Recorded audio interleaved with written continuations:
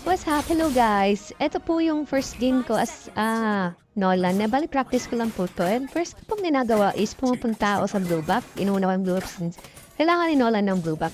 So ayan, nakita ko yung dalawa, medyo malalim sila. Kaya ito-try nating pasukin. Ayan, una nakuha ko yung Changi. And then next ko yung Mia. Ayan. Tapos dyan, kukunin ko po yung Lito. Or ano ba tawag nila? Bulbasaur ba tawag nila dyan? So ayan. Ito na naman. Medyo malalim talaga sila kaya binibigyan ko sila lagi. At kasama din to si Dira. Isa rin to sa pinakamalakas na fighter eh. Ayan, ito naman si Chang'e. So medyo sana triple kill tayo ng Tornado. Pero okay lang. Kunin ko na lang yung red buff nila. Ayan. Yan, pilisan ko para hindi masayang oras niya. Yan, next naman guys. Yung rotation natin guys, pa-turtle na. Importante din kasi talagang magka-turtle tayo.